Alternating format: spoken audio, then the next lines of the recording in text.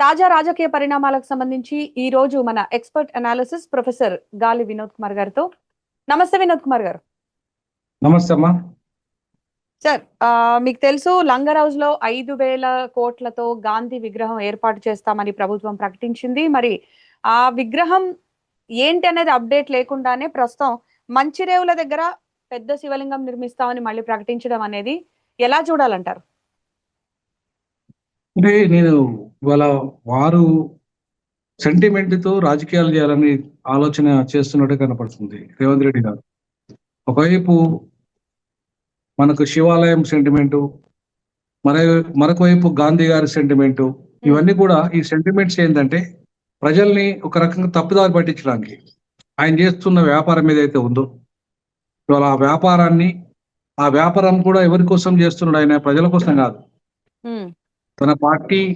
తన పార్టీ అధినాయకత్వం కోసం, పార్టీలో ఉన్న వాళ్ళ అధినాయకుల యొక్క మెప్పు కోసం, వాళ్ళకు లాభం చేకూర్చే విధంగా ఇవాళ కార్యాచరణ కనపడుతుంది తప్ప మనకు ఈ రోజు నిజంగానే ఆయనకు చిత్తశుద్ధి ఉంటే ఫస్ట్ మొత్తం డిపిఆర్ అంశాన్ని ఆమోదించాలి. ఆ డిపిఆర్ ఆమోదించే ముందు ప్రజల ముందు చర్చ పెట్టాలి, ఎక్స్పర్ట్స్ ముందు చర్చ పెట్టాలి, దాన్ని అసెంబ్లీలో కూడా డిబేట్ పెట్టాలి, అసెంబ్లీ కూడా ఆమోదించాలి. దాన్ని ఆమోదించిన తర్వాత వారు నిజంగానే ప్రకటిస్తే బాగుండేది. ఇవాళ ఒకవైపు అంబేద్కర్ గారి విగ్రహం 125 అడుగుల విగ్రహం అక్కడ తాళాలు వేసి పెట్టాడు. దానికి కనీసం మెయింటెనెన్స్ కూడా గతి లేదు. కనీసం అంబేద్కర్ విగ్రహాన్ని దర్శించుకునే పరిస్థితి ఈయన వచ్చిన దగ్గరికి వెళ్ళి లేనే లేదు. సో అటువైపు ఒకవైపు అంబేద్కర్ కు పోటీగా మరి గాంధీని అంటే అంబేద్కర్ మర్చిపోయే విధంగా, అంటే కేసీఆర్ మర్చిపోవాలి, కేసీఆర్ పెట్టిన అంబేద్కర్ విగ్రహాన్ని మర్చిపోవాలి. అసలు తెలంగాణ వచ్చింది ఇవాళ అంబేద్కర్ రాసిన రాజ్యాంగం ద్వారా అనేది కేసీఆర్ గారు ఆ కృతజ్ఞత ఇవాళ ఆర్టికల్ 3 రాజ్యాంగంలో ఉంది కాబట్టి తెలంగాణ వచ్చిందని ఒక కృతజ్ఞత భావంతో అంబేద్కర్ గారికి అత్యున్నతమైన ప్రపంచంలోనే ఎక్కడ లేని విధంగా, భారతదేశంలోనే ఎక్కడ లేని విధంగా 125 అడుగుల విగ్రహాన్ని పెడితే దానికి పోటీగా ఇవాళ ఆల్రెడీ బాపు ఘాట్ ఉంది, ఆల్రెడీ గాంధీ విగ్రహం ఉంది. గాంధీ విగ్రహం ఉన్నప్పటికీ కూడా అంత హైట్ లో నిలబడే విగ్రహం, జనరల్గా ఎక్కడ కూడా నిలబడే విగ్రహము గాంధీ గారితో ఉండదు. ఎక్కువ శాతం కూర్చొని ప్రజల సమస్యల్ని పక్కన పెట్టి విగ్రహాల మీద కాన్సన్ట్రేట్ చేయడం, ఆ నిధులు విగ్రహాల కోసం వాడడం అనేది ఎంతవరకు కరెక్ట్? అవే ఇప్పుడు నిధులు లేవు, ఏవైనా సమస్యలు ప్రజా సంక్షేమ పాలన అంటున్నారు. మరి ఏదైనా సమస్యలు ఉన్నప్పుడు, ప్రజలకే సమస్య ఉన్నప్పుడు ఏ కాన్స్టిట్యున్సీలో అయినా సరే నిధుల కొరత కూడా ఏర్పడుతున్న పరిస్థితి. సో అక్కడ నిధులకు వాడకుండా, ఆ నిధులు అనేవి సమస్యల కోసం, పరిష్కారం కోసం వాడకుండా కేవలం విగ్రహాల కోసం ఇంత వెచ్చించడం అనేది మీరు ఎలా చూస్తారు? అంటే దాన్ని నేను ఖండిస్తున్నా. ఇప్పుడు గతంలో నేను కేసీఆర్ గారు పెట్టిన విగ్రహంతో కూడా 3,000 దాదాపుగా 3,000 కోట్లు అయినాయి అని చెప్పేసి ఏదో ఒక సందర్భంగా అన్నారు. 150 కోట్లు, 300 కోట్లు, 3,000 కోట్లు. సో ఆ అమౌంట్, అంత పెద్ద అమౌంట్ ప్రజలకు వెచ్చించాలి, బాబాసాహెబ్ అంబేద్కర్ కు విగ్రహాలు బోల్డ్ అని ఉన్నాయి, ఇంకా అంత పెద్ద విగ్రహం అవసరం లేదని చెప్పేసి అప్పుడు మేము అనడం జరిగింది.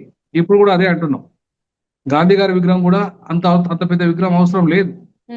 కానీ ఇవాళ ఆ గాంధీ సరోవర్ పేరు మీద సెంటిమెంట్ ను తగిలించి ఇవాళ మొత్తంగా వేలాది ఇళ్లను కూల్చేసి, అలాగే చాలా మందిని పేదలను ఇవాళ డిస్ప్లే చేసి, మధ్యతరగతి వాళ్ళ యొక్క అపార్ట్మెంట్స్ కూల్చేసి, ఇలా కోట్లాది రూపాయలు అంటే 1,00,000 కోట్ల రూపాయల బడ్జెట్ ను దానికి కేటాయించి అందులో కమిషన్లు దొబ్బి ఇవాళ ఆయన మూసీ ప్రక్షాళన పేరు మీద ఈరోజు పెద్ద ఎత్తున కమిషన్లు దొబ్బడానికి ఇవాళ ఆ ప్రయత్నం ఒకవైపు చేస్తుండు.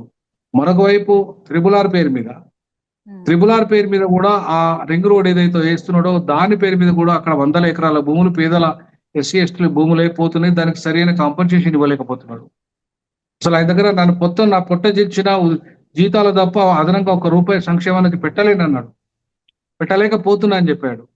సో ఈ క్రమంలో మరి ఎక్కడికి వెళ్ళి వస్తున్నాయి డబ్బులు? అంటే ఆయన ఏమంటాడు, అది నిధులన్నీ కూడా ఇవాళ విదేశీ నిధులు వస్తున్నాయి, లేదంటే నాబార్డ్ నిధులు వస్తున్నాయి, లేకపోతే ఏషియన్ బ్యాంక్ నిధులు వస్తున్నాయి. ఇలా ఏషియన్ బ్యాంక్ కూడా ఇవాళ ప్రజల సొమ్ము వృధాగా ఖర్చు పెట్టడానికి ఏషియన్ బ్యాంక్ కూడా ఒప్పుకోదు.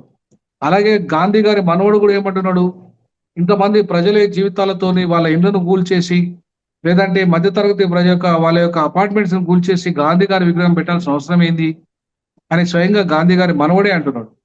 ఎస్. మరి ఇవన్నిటిని పక్కన పెట్టి ఇటు ఒకవైపు ప్రజలు తిరుగుబాటు చేస్తున్నప్పటికీ, పేద ప్రజలు కూడా వద్ద అంటున్నప్పటికీ, మరొక వైపు గాంధీ సొంతంగా గాంధీ ఫ్యామిలీ అంటున్నప్పటికీ కూడా వాటన్నిటిని ఎక్కడ లెక్క చేయకుండా ప్రియాంక గాంధీ కోసము, రాహుల్ గాంధీ కోసము, సోనియా గాంధీ కోసము, వాళ్లకు డబ్బులు ఇవ్వడం కోసము, లేదా వాళ్ళ దగ్గరికి సంచులు పంచడం కోసము ఇవాళ మూసీ నది పేరు మీద, మూసీ ప్రక్షాళన పేరు మీద, సుందరీకరణ పేరు మీద, లేకపోతే శుద్ధీకరణ పేరు మీద ఇవాళ ఎన్ని వేల కోట్ల లక్షల కోట్ల రూపాయల ప్రజాధనాన్ని దుర్వినియోగం చేయడాన్ని మాత్రం ఖచ్చితంగా నేను వ్యతిరేకిస్తున్నాను.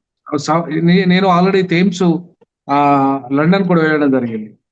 థేమ్స్ నది అక్కడ ఉన్న చుట్టుపక్కలలో కూడా ఎక్కడ కూడా డిస్ప్లేస్మెంట్ జరిగితే కూడా వ్యాపారంలో భాగస్వామ్యం చేశారు. అక్కడ కొన్ని చిన్న చిన్న గెటోస్ ఉన్న ప్రాంతంలో ఈ నది వచ్చినప్పటికీ అక్కడ ఉన్న ఇల్లు తొలగించినప్పుడు కానీ, లేదంటే వాళ్ళకే బిజినెస్ లో భాగస్వామ్యం చేశారు, ఎవరికైతే ఇల్లు పోయినాయో వాళ్ళకి. సో కానీ ఇక్కడ అది జరగట్లేదు. మంచి ఇల్లు కూడా కట్టించారు వాళ్ళకి, కాలనీస్ కట్టించారు, కాంపన్సేషన్ చాలా బెస్ట్ కాంపన్సేషన్ ఇచ్చారు వాళ్ళకు. కానీ ఇక్కడ ఆ పరిస్థితి లేదు. ఆ పరిస్థితి లేకుండానే వాళ్ళకి ఇవాళ డబుల్ బెడ్రూమ్లు ఇవ్వకుండానే, అట్లాగే ఎవరైతే పేదలు ఉన్నారో వాళ్ళని పట్టించుకోకుండానే ఇవాళ ఆయన పని మాత్రం చేస్తానంటున్నాడు. అది కూడా వాళ్ళ కాంగ్రెస్ లో ఉన్న పెద్దల కోసమే తప్ప ఇవాళ పేద ప్రజల కోసం కాదనేది మనకు అర్థమవుతుంది. ఇక కమింగ్ టు గేమ్స్ విషయానికి వస్తే సార్, యాక్చువల్లీ అసెంబ్లీ సమావేశాలు మనం పెట్టుకునేదే ప్రజల సమస్యలు తెలుసుకోవడానికి కదా. జనరల్ గా ప్రభుత్వాలు అసెంబ్లీ సమావేశాలు నిర్వహించేది దేనికి?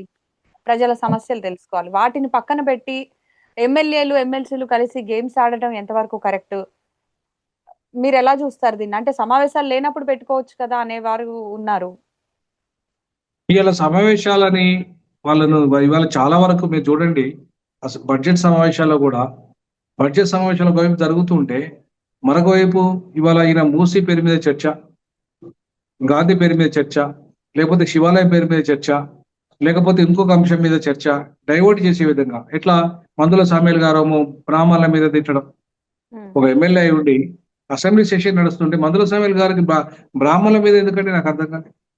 ఆ అంశం ఎందుకండి? మందుల సామేల్ గారికి ఏమైనా చిత్తశుద్ధి ఉంటే ఆయన దళితుల కింద బడ్జెట్ కేటాయించినావు.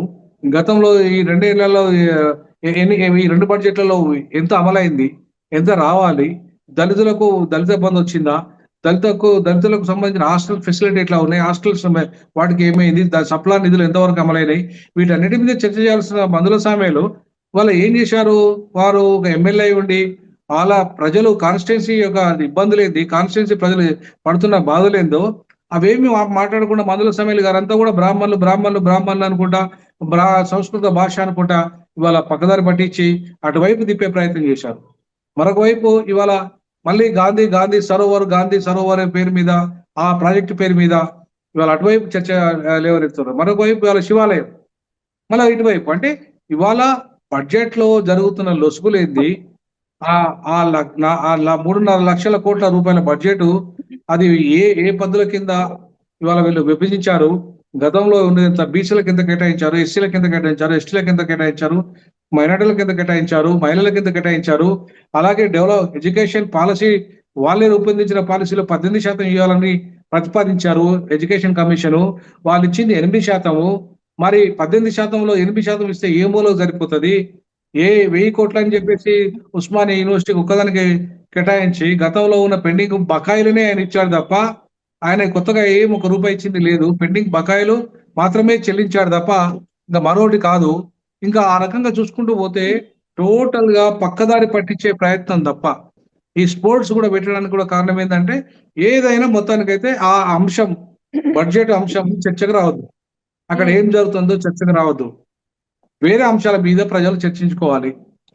అది ఇప్పుడు చెప్పిన శివాలయం కావచ్చు, లేకపోతే గాంధీ విగ్రహం కావచ్చు, ఇప్పుడు ఆ స్పోర్ట్స్ కావచ్చు, లేకపోతే 100%. ఈ 100% బడ్జెట్ సమావేశాలను డైవర్ట్ చేయడానికి, అక్కడ జరుగుతున్న చర్చను డైవర్ట్ చేయడానికి ఖచ్చితంగా ఎవరైతే ఉన్నారో మన రేవంత్ రెడ్డి గారు ఆ రకమైన కుట్రలు చేస్తూ ప్రజల్ని తప్పుదారి పట్టించి ఇలా నిజంగా సంక్షేమ పాలనే అయితే, ప్రజాపాలనే అయితే నిజంగా ఆ అంశాలన్నిటి మీద చర్చ జరగాలి. ఇవాళ చర్చ జరిగే విధంగా ఉండాలి. ఆ అంశాలనే బయట కూడా చర్చ జరిగే విధంగా ఉండాలి. అంతే తప్ప డైవర్ట్ చేయడానికి మాత్రమే ఇది చేస్తున్నట్టు కనబడుతుంది. రైట్. ఇక కాంగ్రెస్ పార్టీలో చూసుకుంటే, ఆ పార్టీలో సీనియర్‌లని కాంగ్రెస్ ప్రభుత్వం టార్గెట్ చేస్తున్నట్టుగా కనిపిస్తోంది. అసంతృప్తితో ఇప్పటికే జీవన్ రెడ్డి రాజీనామా చేశారు. మరి గతంలో చూసుకుంటే పొంగులేటి గాని, తుమ్మల గాని వాళ్ళ ఇంటికి వెళ్లి వాళ్ళ ఇంటికి వెళ్లి రేవంత్ రెడ్డి మాట్లాడినటువంటి వ్యక్తి. సో, ఇక్కడ మరి జీవన్ రెడ్డితో ఎందుకు కలిసి మాట్లాడట్లేదంటారు? అండ్ కాంగ్రెస్ పార్టీలో సీనియర్‌లకు ఆదరణ కరువైందనుకోవచ్చా? 100% సీనియర్‌లకు ఆదరణ కరువైంది. తర్వాత ఇంకోటి కమిటెడ్ కాంగ్రెస్ పార్టీలో ఉన్న నాయకులకు కరువైంది. ఎవరైతే ఇతర పార్టీల నుండి వచ్చారో, ఇతర పార్టీల నుండి దోపిడీ చేసి మరీ దోపిడీ చేసిన దొంగలున్నారో, హ్మ్. వాళ్ళ ఇళ్లలోకి రేవంత్ రెడ్డి పోయాడు. ఎవరైతే అక్రమాలు గత ప్రభుత్వంలో కూడా అక్రమాలు చేసి ఈ పార్టీలోకి వచ్చిన వాళ్ళ దగ్గరికి వాళ్ళ ఇళ్లలో కూడా పోయాడు ఆయన. హ్మ్. ఇవాళ కమిటెడ్ కాంగ్రెస్ లీడర్ అయిన జీవన్ రెడ్డిని ఎందుకు పరామర్శిస్తలేడు? గతంలో కాంగ్రెస్ లోనే కమిటెడ్ గా ఉన్న ఈ ఫ్యామిలీని ఎందుకు పరామర్శిస్తలేడు? ఇప్పుడు మంత్రి కావాలంటున్న కోమటిరెడ్డి వెంకటరెడ్డి తమ్ముడు రాజగోపాల్ రెడ్డిని ఎందుకు పరామర్శిస్తలేడు? ఎందుకు ఆయనకు అవకాశం ఇస్తలేడు? అంటే ఎవరైతే ముఖ్యమంత్రి పదవి రేసులో గట్టిగా ఉంటారో, ఎవరైతే ఆయన కంటే సీనియర్లు ఉన్నారో కాంగ్రెస్ లా, కొంతమంది ఏంటంటే సరెండర్ అయిన బ్యాచ్ అంతా కూడా ఏంటంటే లొంగిపోయారు. వాళ్ళంతా కూడా ఆల్రెడీ ఆయా ప్రాజెక్టులకు వాళ్ళ వాటా, వీళ్ళ వాటా, ఈ మీ వాటా మీది, నా వాటా నాది అనేది పంపకాలు జరిగిపోయినాయి. అట్లాగే ఎవరైతే 10 మంది ఎమ్మెల్యేలు జంప్ అయినరో వాళ్ళకు వాటాల సంగతి, భూముల సంగతి, ప్యాకేజీల సంగతి అయిపోయింది. అట్లనే మంత్రివర్గంలో ఉన్న వాళ్ళతో ప్యాకేజీలు, ఎవరైతే ప్యాకేజీలు లేకుండా కాంగ్రెస్ ను బతికించుకుందాం, కాంగ్రెస్ పార్టీ సిద్ధాంతాలకు విరుద్ధంగా ఇవాళ నడుస్తుంది, రాహుల్ గాంధీ చెప్పిన సిద్ధాంతం నడవట్లేదు అని చెప్పేసి ఎవరైతే సిద్ధాంతం గురించి మాట్లాడుతున్నారో కాంగ్రెస్ పార్టీ మూల సిద్ధాంతం గురించి కానీ 20-30 ఏళ్ల నుంచి కాంగ్రెస్ పార్టీలో పనిచేస్తున్న వాళ్ళు కానీ మొదటి నుండి కాంగ్రెస్ లో పార్టీలో పనిచేస్తున్న వాళ్ళ యొక్క ఏది నడవనీయకుండా ఇలా రేవంత్ రెడ్డిదే చెప్పిందే విధంగా రేవంత్ రెడ్డి కాంగ్రెస్ రేవంత్ రెడ్డి అనే పరిస్థితిని క్రియేట్ చేశాడు తెలంగాణలో. సో ఆ పరిస్థితి రావడానికి కారణం ఏంటంటే కేంద్రములో ఉన్న కాంగ్రెస్ పార్టీ నాయకులు ఎవరైతే ఉన్నారో ఈయనకు సరెండర్ కావడం. సో ఈయనకు సరెండర్ అయిన కారణంగా ఈ రోజు ఇవాళ ఇక్కడున్న నాయకులు మాట్లాడలేని పరిస్థితి, ఇక్కడున్న నాయకులు గట్టిగా నిలదీయలేని పరిస్థితి రేవంత్ రెడ్డిని. మరి నేను ఇప్పుడే కాకుండా మళ్ళీ 5 ఏళ్ళు కూడా నేనే ముఖ్యమంత్రి అవుతాను ఇప్పుడే ఆయనే ప్రకటించేసుకుంటున్నాడు. అంత ధైర్యంగా కాంగ్రెస్ పార్టీలో ఏనాడు ఏ లీడర్ చెప్పుకోలేదు. సీనియర్ మోస్ట్ కాంగ్రెస్ లీడర్లు కూడా చెప్పుకోలేదు. కానీ ఈయన 2-3 పార్టీలు మారి కాంగ్రెస్ లోకి వచ్చి ఇలా అంత ధైర్యంగా చెప్తుండంటే ఈయన ఎంత పెద్ద ఎత్తున సంచులు ఆ ఢిల్లీకి తీసుకుపోతుండ అనే దానిలో పెద్ద ఎత్తున బయట చర్చ జరుగుతుంది, అసెంబ్లీలో చర్చ జరుగుతుంది. ప్రతిపక్ష నాయకుడు కేటీఆర్ అంటున్నాడు, బీజేపీ అంటున్నది, ఇట్లా ఇంకా చాలా మంది విశ్లేషకులు కూడా అంటున్న మాట. కాబట్టి అయితే ఇవాళ రేవంత్ మరోవైపు రెడ్డి మనం చూసుకుంటే ఎన్నికల హామీలను అమలు చేయడంలో కాంగ్రెస్ ఫెయిల్ అయిందనేటువంటి మాటలు వినిపిస్తున్నాయి. సో 6 గ్యారెంటీల అమలు గురించి మీ మాటల్లో ఏం చెప్తారు? 6 గ్యారెంటీలు అన్ని కూడా విఫలమైనవి, ఏది కూడా అమలు కాలేదు. ఒక్క ఉచిత బస్సు మాత్రమే కొంత సగం అమలైంది, సగం కూడా అమలు కాలేదు. అది ఆ ఉచిత బస్సు పేరు మీద ఇవాళ మొత్తం ఆర్టీసీని కంప్లీట్ గా ప్రైవేట్ పరం చేసేసి టోటల్ గా ఇవాళ ప్రభుత్వము ఆర్టీసీ నుండి తప్పుకునే ప్రయత్నం చేస్తుంది. సో అందులో భాగంగానే ఇవాళ ఉచిత బస్సు అనే ఒక పెద్ద కుట్రను ప్రజల ముందు పెట్టింది. ఆ ప్రజల ముందు పెట్టిన కుట్రలో భాగంగానే ఆర్టీసీని ఇవాళ డౌన్ చేసింది. వాళ్ళని ప్రభుత్వ ఉద్యోగులకు ప్రకటన ఇయ్యలేదు, వాళ్ళకు రావాల్సిన బకాయిలు ఇవ్వలేదు. సో ఆ ఒక్కదాన్ని పక్కన పడేస్తే మిగతా గ్యారెంటీలు ఏవి కూడా అమలు కాలేదు. వాళ్ళు ఇచ్చిన 4,000 పెన్షన్ అమలు కాలేదు, విద్యార్థులకు 5 లక్షల విద్యా గ్యారంటీగా అమలు కాలేదు.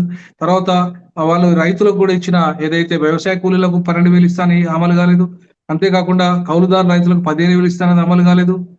బోనస్లు సపరేట్ గా ఇస్తానని అమలు కాలేదు. దళిత బంధుకు ఇంకా 2 లక్షలు ఎక్కువ కలిపి 12 లక్షలు ఇస్తానని చెప్పేసి అమలు కాలేదు. ఇట్లా వాళ్ళు ఇచ్చిన 400 హామీలు కానీ 6 గ్యారెంటీలు కానీ అమలు కాలేదు. కాలేదు కాబట్టి ఇవాళ ధైర్యంగా బీఆర్ఎస్ పార్టీ ఇవాళ మేము వాటి మీద ఇవాళ ప్రైవేట్ బిల్లు పెడతాము, ప్రైవేట్ బిల్లును ఇవాళ పెడితే దాన్ని ఇవాళ ప్రతిపక్షాలు సపోర్ట్ చేయాలి, చర్చ జరగాలని చెప్పేసి పట్టుబడుతుంది. దాన్ని మరి స్పీకర్ గారు ఆమోదిస్తారా లేదా? ప్రైవేట్ బిల్లు మీద వారు నాకు తెలిసి స్పీకర్ గారు అంతా ఆ స్పీకర్ కు ఆ పదవికి విలువ లేకుండా చేస్తున్న స్పీకర్ ఉన్నాడు ఆయన. ఇవాళ ఆయన 10 మంది విషయంలో తీసుకున్న నిర్ణయం అయితే మొత్తం ప్రజలు నవ్వుకుంటారు. రాజ్యాంగ పదవిలో ఉన్న వాళ్ళు రాజ్యాంగ విలువలకు, రాజ్యాంగ చట్టానికి, ప్రజాప్రతినిధి చట్టాన్ని అవహేళన చేస్తూ ఇలా స్పీకర్ గారు తీసుకున్న నిర్ణయాన్ని ఎట్టి పరిస్థితుల్లో ప్రజాస్వామికవాదులు ఎవరు కూడా సపోర్ట్ చేస్తలేరు. అట్లాంటి స్పీకరు మరి ఇవాళ ప్రైవేట్ బిల్లును ఆమోదించి దాని మీద చర్చ పెట్టిస్తానంటే నేనైతే నేనైతే దానైతే స్పీకర్ ఒప్పుకుంటాడని అయితే నేను అనుకోను. తప్పకుండా ఇది ప్రైవేట్ బిల్లు చర్చకు రాదు. ఇక రెండో విషయానికి వస్తే ఇవాళ చాలా మంది ప్రజలు కూడా చాలా పెద్ద ఎత్తున ఇవాళ కాంగ్రెస్ పార్టీ మీద తిరుగుబాటు చేయడానికి సిద్ధంగా ఉన్నారు. రానున్న ఎన్నికల్లో మొన్నటిదాకా వచ్చిన ఎన్నికలలో చాలా వరకు మ్యానిపులేట్ చేసి కొంత ఓట్లు వస్తే రావచ్చు కాక, కానీ ఇవాళ అధికార పార్టీ తమ్మింగ్ మెజార్టీ మాత్రం రాలేదు మొన్న. సో ఖచ్చితంగా ప్రతిపక్షం కూడా బలంగానే ముందుకు పోతుంది. కాబట్టి రేపు వచ్చే ఎన్నికల్లో కూడా ఈ 6 గ్యారెంటీలు అమలు కాలేదు కాబట్టి, 400 హామీలు అమలు కాలేదు కాబట్టి ఇలా ప్రజలు నిర్ణయిస్తారు. ఎక్కడ హామీలు, ఏ గ్యారెంటీ హామీలు అని ఇవన్నీ గాంధీ సరోవర్ ఎక్కడ చెప్పలేదు వాళ్ళు. అలాగే ఇవాళ ఆ త్రిబుల్ R వేస్తానని ఎక్కడ చెప్పలేదు. ఇవాళ ఎక్కడ చెప్పని అంశాలు, ముఖ్యంగా ఫ్యూచర్ సిటీ పెడతానని ఎక్కడ చెప్పలేదు. ఫ్యూచర్ సిటీ ఇది ఎక్కడ వాళ్ళ మేనిఫెస్టోలో లేదు. మేనిఫెస్టోలో ఉన్నాయని ఎక్కడ అమలు చేయలేదు. 12 డిక్లరేషన్లలో ఏ ఒక్కరికి న్యాయం చేయలేదు. అది దళితులైనా, బీసీలైనా, మైనార్టీలైనా ఎవరికి న్యాయం చేయలేదు. రైతులైనా ఇవాళ అట్లాగే ఇవాళ ఫ్యూచర్ సిటీ మేనిఫెస్టోలో లేదు, త్రిబుల్ R మేనిఫెస్టోలో లేదు. ఇవాళ గాంధీ సరోవర్ ప్రాజెక్టు మూసీ నది మేనిఫెస్టో లేదు. మేనిఫెస్టోలో లేని వాటికి మాత్రం డబ్బులు అలొకేట్ చేస్తున్నాడు. ఎవరైతే హామీ ఇచ్చాడో వాటికి మాత్రం అలొకేట్ చేయట్లేదు. ఒక్క హామీ నెరవేర్చలేదు. ఇవాళ మొత్తం ఓవరాల్ గా 6 గ్యారెంటీలు ఒక విఫల అంటే ఒక రకంగా మోసం చేశారు ప్రజల్ని, తెలంగాణ ప్రజల్ని. అమలు చేయడంలో వైఫల్యం చెందారు కాంగ్రెస్ పార్టీ అనేది నా అభిప్రాయం. అండ్ టార్గెట్ పాలిటిక్స్ చేస్తోంది కాంగ్రెస్ పార్టీ అనే వాళ్ళకి ఏం చెప్తారు? ఎందుకంటే లిటరల్లీ ప్రతిపక్షాలనే టార్గెట్ చేసుకుంటున్నటువంటి కాంగ్రెస్ పార్టీ ఏదైతే ఈ కార్ రేస్ ఉందో దీనికి సంబంధించి కేటీఆర్ మీద ఛార్జ్ షీట్ కూడా ఇందులో భాగమే అని అంటున్నారు. మీరేం చెప్తారు? నేనేమంటానంటే ఇప్పటిదాకా కాళేశ్వరం ప్రాజెక్ట్ అన్నారు, 1,00,000 కోట్ల ఫ్రాడ్ అన్నారు. అలా 96,000 కోట్లు మాత్రమే ఖర్చు అయిందని నివేదికలు చెప్తున్నాయి. మరి 96,000 ఖర్చు అయినప్పుడు 1,00,000 కోట్ల ఫ్రాడ్ ఎట్లయితే? సో అదొక దాన్ని కాలయాపన చేశారు ఇప్పటిదాకా. ఈ కార్ రేస్ ఒకటి, అలాగే బర్రెల స్కామ్ అన్నారు, ఫోన్ ట్యాపింగ్ అన్నారు ముఖ్యంగా. మరి ఇవన్నీ కూడా ఎక్కడ కూడా ఒక్క ఎఫ్ఐఆర్ నమోదు కాలేదు. మరి నిజంగానే ప్రూవ్ అయితే ఎఫ్ఐఆర్ నమోదు చేయాలిగా. నిజంగానే మీకు ఎవిడెన్సెస్ బాగా దొరికితే ఎఫ్ఐఆర్ నమోదు చేయాలిగా, అరెస్టులు జరగాలిగా. ఖాళీ ప్రతిపక్షాలను బెదిరించడానికి, ముఖ్యంగా టీఆర్ఎస్ ను టార్గెట్ చేయడానికి, ఆ కేటీఆర్ ను టార్గెట్ చేసి వాళ్ళ ప్రతిపక్షాలను జీరో చేయడానికి ఇవాళ పడిన పన్నాగంలో భాగంగా మాత్రమే ఇవాళ కాంగ్రెస్ పార్టీ ఒక రాజకీయ ఎత్తుగడ డ్రామాలు ఆడుతుంది. ఆ రాజకీయ ఎత్తుగడలు ఎన్నికల పనిచేయి ప్రతిపక్షాన్ని పూర్తి స్థాయిలో టార్గెట్ చేసి ప్రజల యొక్క హామీలను నెరవేర్చకుండా మేము ఇంకా డైవర్ట్ పాలిటిక్స్ చేస్తామంటే ప్రజలు ఇంకెంతకాలం సహిస్తూ ఊరుకోరు. ఇప్పటికే 2.5 ఏళ్ళు అయిపోయింది. ఇంకెంతకాలమో వీళ్ళు మభ్యపెట్టలేరు, మాయ చేయలేరు. కాబట్టి ఖచ్చితంగా ప్రతిపక్షాలను మాత్రమే టార్గెట్ చేయడం అనే దాన్ని ఇవాళ ప్రజలు ఇవాళ సపోర్ట్ చేయడానికి సిద్ధంగా లేరు. నాలాంటి వాళ్ళు కూడా మేము సపోర్ట్ చేయం. ఎందుకంటే బలమైన ప్రతిపక్షం ఉంటేనే అధికార పక్షానికి మేలు. ఇప్పుడు బాబాసాహెబ్ అంబేద్కర్ ఏమంటాడు? ఈ దేశంలో అధికార పార్టీ ఎంత ముఖ్యమో ప్రతిపక్షం కూడా అంతే ముఖ్యము. ప్రజాస్వామ్యంలో రెండూ కీలకమైన పాత్ర పోషించాలి. ప్రజల యొక్క సమస్యను పరిష్కరించడంలో రెండింటి పాత్ర కీలకంగా ఉంటది, అటు ప్రతిపక్షాల పాత్ర, అధికార పార్టీ పాత్ర. కాబట్టి ఖచ్చితంగా ఈ రెండు ఉండాల్సిందే. ఒకరు టార్గెట్ చేసుకోవడం కాదు, ప్రజల సమస్యని టార్గెట్ చేయండి, వాటిని పరిష్కరించే దిశగా ఆలోచన చేయాలని చెప్పేసి ఆయన మాట్లాడాడు ఆ కాన్స్టిట్యూట్ అసెంబ్లీలో. మరి దానికి విరుద్ధంగా జరుగుతుంది ఇప్పుడు. Right, thank you very much Vinod Kumar గారు. థ్యాంక్ యూ అమ్మా, థ్యాంక్ యూ సో మచ్. ఇది వాళ్ళ expert analysis. Thanks for watching.